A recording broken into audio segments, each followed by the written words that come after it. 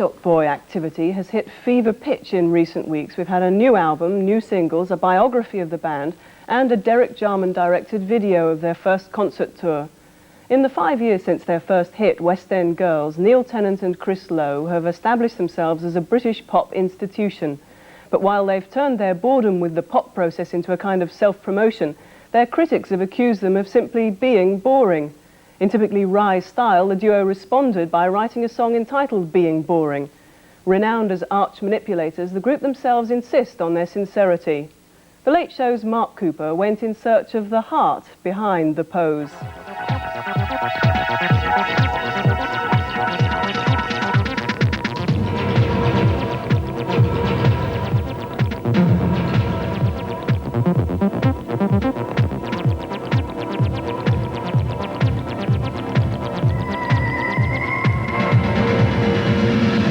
My youth was represented by punk music, which was wildly exciting, and I'm proud to admit to. I would hate to think that the Pet Shop Boys reflected my youth, that it was so bland and so boring and so straight, so on the level, so conservative. When you listen to the music and you listen to the words, there's all this kind of emotion, and it's like you've got this container with all this emotion kind of straining to burst out of it. And I think that can be a lot more moving, a lot more affecting than having this kind of, you know, I'm this American kind of soul singer and, you know, I am emotion and I'm going to kind of, you know, fall all over the mic and fall on the floor and rustle my clothes.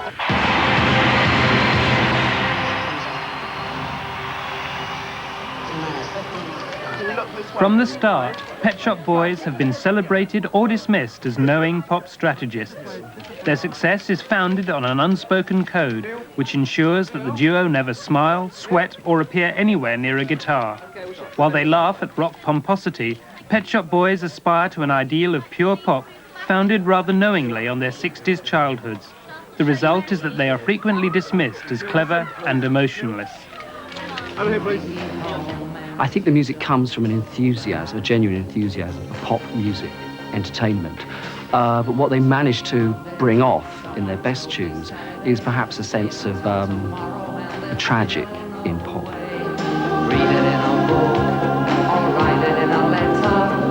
Wake up in the morning and there's still no guarantee.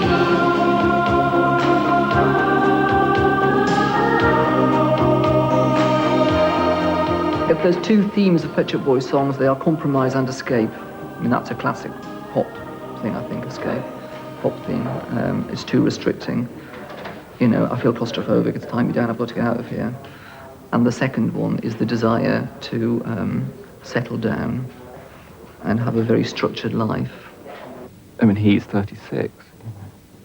He wants to write songs about not being quite having enough energy to go out at night, you know, but feeling he ought to. An awful lot of being the Pet Shop Boys is an attempt to be a pop group with dignity. I think they find it an incredibly exciting thing to do, and incredibly... Yeah, I think they think being in a pop group is one of the most brilliant things you can do. But also I think they think it's fundamentally embarrassing, kind of like your aunt might think that someone in a pop group's really embarrassing. I think they kind of share that. You've got Chris Lowe, who looks like a Michelin Man. You know, so that neither of them have any sex in their image. They don't project anything.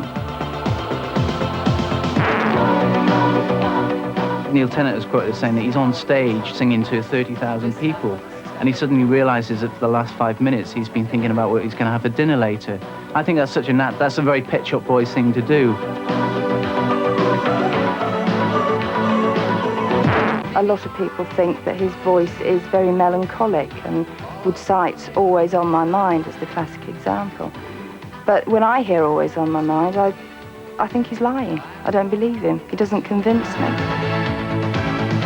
If I made you feel second best, I'm so sorry I was lying. You were always on my mind. You were always on my mind. It's how you're compartmentalized, because if you play the synthesizer, you're not meant to be sincere. You're meant to be icy cold and detached. Because David Bowie was when he made Low, and that he was icy cold and detached, and that is what synthesizers are still all about to loads of people. think there is a passionate heart in the songs themselves. I think people make the mistake that if a thing is performed in a physically, obviously passionate way, that it is passionate. I don't think songs have to be performed that way to be passionate. Of course, the other reason is because of my voice is, to other people, apparently sounds very detached. It's one of those weird things, it's not how it sounds to me. I've told this story many times when we made Always on My Mind. I thought I put a lot of feeling in the vocal, and the first thing someone said about it was, oh, I really like the detached vocal, you know. And that wasn't really how it was meant to be.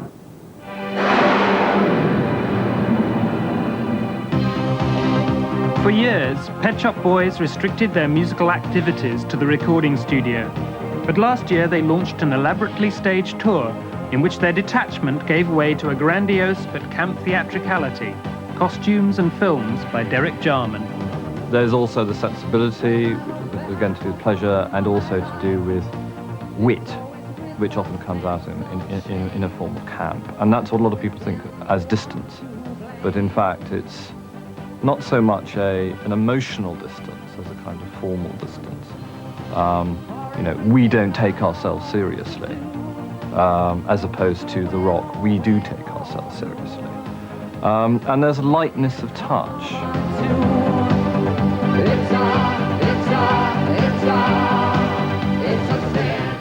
They aren't performing in the traditional way. There's no sweat there, so you're watching something you know, in a way much more stylish than that, and I'm certain that's the appeal.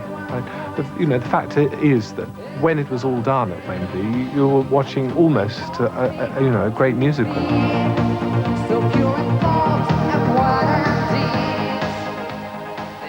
Pet Shop Boys have created a pop music that fuses the introspection of the bedsit with the rhythms of club culture. A pop torn between hedonism and contemplation, sex and sadness.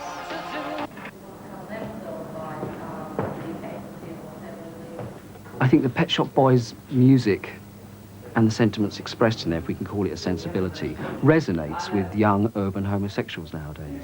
I first got into trouble with them when I gave them a rave review of their first album and said by accident, this also happens to have a very strong gay subtext. I discussed it with other people who also said the same. Maybe they didn't realise they were putting it in there, but I think there is something in there that does resonate. The song itself wasn't anything to do with the Pet Shop Boys. It made me think of there's a quote from Zelda Fitzgerald, and she said that she was never bored mainly because she was never boring. And the phrase reminded me of the fact that when I was a teenager growing up in Newcastle, we used to have lots of parties and stuff, and I had a lot of friends, and none of us wanted to do boring jobs. We all used to go to the theatre, the youth theatre, and we all used to want to be pop stars or actors or something, as you do at that age. Last year, a very close friend of mine from that era, who I've known since then, died of AIDS. And it made me think, when something like that happens to you, it just makes you look back at what you all set out to do when you were young and how it all ends up. And so the song itself is a sort of elegy for the sort of innocence of one's ambitions and stuff when one was a teenager. If you listen to those disco records from the late 70s, they're all about outrageous sexual double entendre and single entendre. Push, push in the bush, strut your funky stuff, Dr. Kiss Kiss. It's all about shagging. And there's obviously lots of records now that are still about that, but it seems to me that it is important to write about. Pop music should address AIDS because so many people who listen to it, who make it, are confronting AIDS. We've addressed AIDS before because we live in an era where everyone has to deal with it. We've always dealt with it in a kind of oblique way. And also, I mean, on the album, actually, we had a song called Hit Music, which a lot of people just thought was a kind of banal pop song, but it was kind of meant to be about what happens when you take the sex out of discos. If Neil is melancholic, it's something I actually share with him. It may be something I don't see so clearly, but there is certainly a a sense of loss. And I would have thought there was a sense of loss in any artist who's obviously working in this particular immediate sort of way. You know, it was much nicer before, you know, the whole of the HIV scare to begin with, and then the reality of it in a certain way actually happened. And I think I have a melancholy in my work, which I think is probably similar.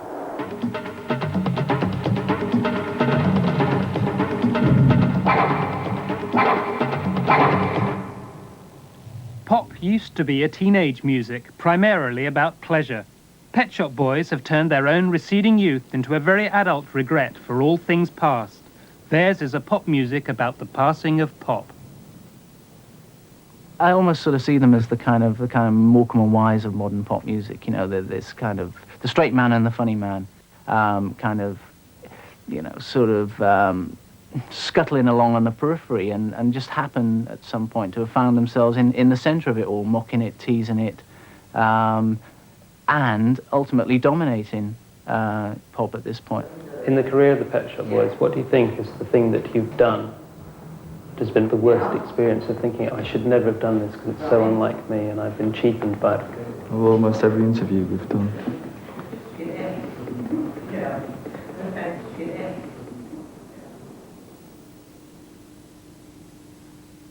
Mark Cooper reporting.